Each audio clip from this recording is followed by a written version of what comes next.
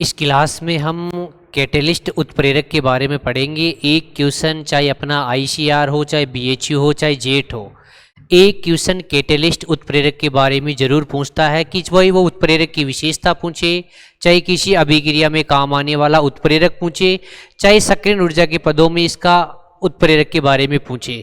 हम स्टार्ट करते हैं। कैटेलिस्ट, हमें पता है कि उत्प्रेरक अभिक्रिया को केवल स्टार्ट करता है, अभिक्रिया में कभी भी काम नहीं आता। सबसे पहला पॉइंट तो यही है। और एंजाइम की तरह उत्प्रेरक बहुत ज़्यादा मात्रा में काम में नहीं लिया जाता, बहुत कम मात्रा में काम में लिया जाता है।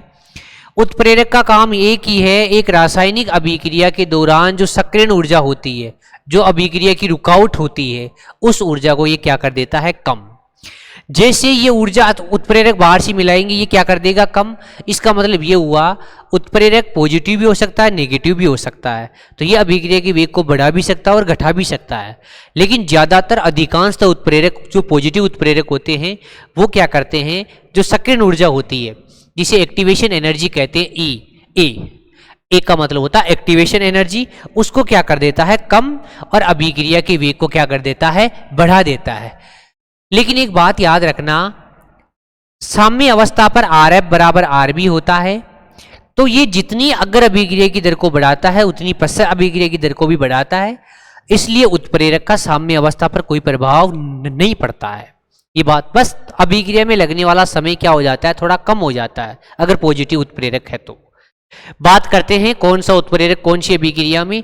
और एक आपको जब डी ब्लॉक पढ़ाया जा रहा था तो बार बार बताया जा रहा था कि डी ब्लॉक की धातुओं में ऐसा क्या गुण है कि अधिकांश उत्प्रेरक डी ब्लॉक की धातुएं उत्प्रेरक की तरह काम करती है। तो आपको उसका कारण बताया था कि आपको पता है डी ब्लॉक की धातुओं की परिवर्तनशील ऑक्सीकरण अवस्था होती है, और परिवर्तनशील ऑक्सीडेशन स्टेट के कारण ही डी ब्लॉक की धातुएं उत्प्रेरक की तरह काम करती है। यह भी एक इंपॉर्टेंट पॉइंट है। बात करते हैं कौन सा उत्प्रेरक कहाँ काम आता है। आपको पता है, आपको जब साम्य अवस्था को प्रभावित करने वाले कारक पढ़ाए जा रहे थे तब एक नियम आया था, ला सतालिए का नियम। उसमें आपको बताया जा रहा था कि अमोनिया निर्माण की हेबर विधि एक ऊष्माक्षेपी प्रक्रम है, ताप को करना पड़ रहा था कम और दाब को बढ़ाना पड़ रहा था। लेकिन वहाँ एक उत्प्रेरक काम में आया था, आयरन। तो हेबर विधि से अमोनिया बनाने में आयरन उत्प्रेरक का काम करता है। इसी प्रकार कॉन्टेक्ट प्रोसेस आता है जो H2SO4 के निर्माण में काम आता है, वहां पर उत्प्रेरक की तरह काम आता है वेनेडियम पेंटाऑक्साइड। ये बहुत इंपॉर्टेंट है। संपर्क प्रक्रम से H2SO4 का निर्माण होता है और वहां पर उत्प्रेरक काम आता है वेनेडियम पेंटाऑक्साइड। ऐसे ही HNO3 के निर्माण के लिए ओस्टवाल्ड प्रक्रम काम आता है, और ओस्टवाल्ड प्रक्रम में उत्प्रेरक के तौर पर PT काम आता है। ये प्लेटिनम में हाइड्रोजनीकरण अभिक्रिया में भी काम आता है, हाइड्रोजनीकरण अभिक्रिया में भी काम आता है।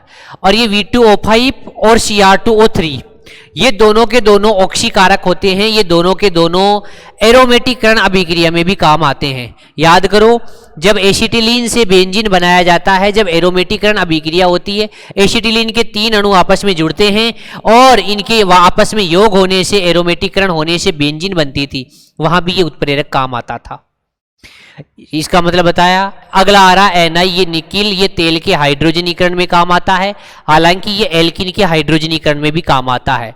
और जब निकिल उत्प्रेरक पर्टिकुलर काम में लिया जाता था तो उस अभिक्रिया को नाम देते थे सवाते सेंड्रेंस। ये भी बहुत इंपॉर्टेंट है। जब पर्टिकुलर निकिल उत्प्रेरक काम में लेते थे तो उस अभिक्रिया को नाम देते थे हाइड्रोजनीकरण को सवाते सेंड्रेंस अभिक्रिया। ऐसे ही FeSO4 और H2O2 इन दोनों को मिलाकर कहते हैं फेंटोन अभिकर्मक, जो आपको डी ब्लॉक में बताया था। ये अल्कोहल से एल्डिहाइड के ऑक्सीकरण में काम आता है, या अल्कोहल से एल्डिहाइड बनाता है। अगला आ रहा है कॉपर। कॉपर आपको पता है कि कॉपर और जब क्या लिखा होता था, गर्म लिखा होता था।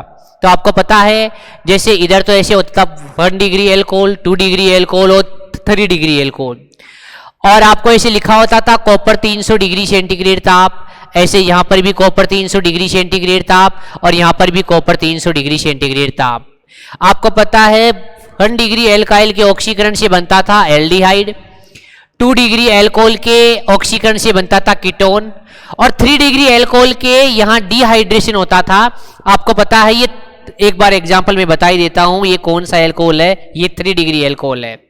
एक से H एक से OH निकलता था, यहाँ विलोपन होता था, डिहाइड्रेशन होता था, H2O बाहर निकल जाता था, यहाँ पर एलिमिनेशन हो रहा है, विलोपन हो रहा है, और यहाँ क्या बनता था, उत्पाद बनता था, कौन, एल्किन बनता था, ये लो। तो आपको पता है यहाँ पर भी कॉपर उत्प्रेरक की तरह काम कर रहा है, डिहाइड्रेशन हो रहा है, कौन सा एल्कोहल है, 3 डिग्री एल्कोहल है, इसे निर्माण हो रहा है एल्किन का। ये अपने एल्कोहल वाले चैप्टर में भी बहुत इंपॉर्टेंट रिएक्शन थी कि कौन सा एल्कोहल ले रहे हैं, 1 डिग्री 2 डिग्री और 3 डिग्री, ये बहुत इंपॉर्टेंट है भाई, और इसको याद भी रखना आप।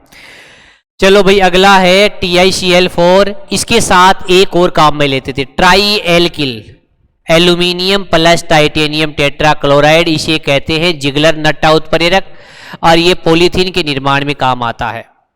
एथीन से जब पॉलीथीन बनाया जाता है तो इसको याद करना, ये कौन सा उत्प्रेरक है, जब ये 3 एल्किल समूह एल्यूमिनियम से जुड़े हो और TiCl4 हो तो ये विनाइल बहुलीकरण में उत्प्रेरक का काम करते हैं, इसे जिगलर नट्टा उत्प्रेरक कहते हैं।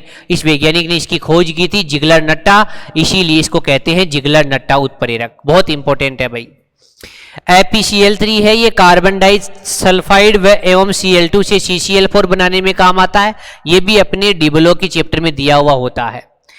प्लेटिनम और प्लेटिनम के ऑक्साइड, इन दोनों को मिलाकर एडम उत्प्रेरक कहते हैं, ये अपने उपचाई के तौर पर काम में आता है, ये भी बार बार एग्जाम में पूछा हुआ है, एडम उत्प्रेरक क्या होता है। तो आपको मैंने इस उत्प्रेरक के बारे में बताया, ये क्लास का ये अपना वीडियो बहुत ही इंपॉर्टेंट है, एक क्वेश्चन उत्प्रेरक से आता ही है, मैं दोबारा बता देता हूं। सबसे पहले मैंने स्टार्ट किया, उत्प्रेरक अभिक्रिया के दौरान सक्रिय ऊर्जा को क्या करता है, कम, अभिक्रिया के वेग को बढ़ाता है। उत्प्रेरक कभी भी साम्य अवस्था को प्रभावित नहीं करता, साम्य अवस्था में लगने वाले समय को अगर पॉजिटिव उत्प्रेरक है तो क्या हो जाएगा, समय कम हो जाएगा। कौन सी अभिक्रिया में कौन सा उत्प्रेरक काम आता है, डी ब्लॉक की धातुएं अधिकांशतः उत्प्रेरक की तरह काम क्यों करती है, ये भी मैंने सिखाया है, और कौन सी अभिक्रिया में कौन सा उत्प्रेरक काम आता है। आप लगातार इंपॉर्टेंट पॉइंट की वीडियो देखते रहिए, लगातार एग्जाम तक आपको बायोलॉजी, केमिस्ट्री और एग्रीकल्चर तीनों में मोस्ट इंपॉर्टेंट पॉइंट जो हर साल एग्जाम में क्वेश्चन आ रहे हैं उनकी बिल्कुल शॉर्ट वीडियो, आपका समय भी खराब नहीं होगा और आप बिल्कुल समय रहते रिवीजन करते रहिए और वीडियो को देखते रहिए। मिलते हैं अगली वीडियो में, धन्यवाद।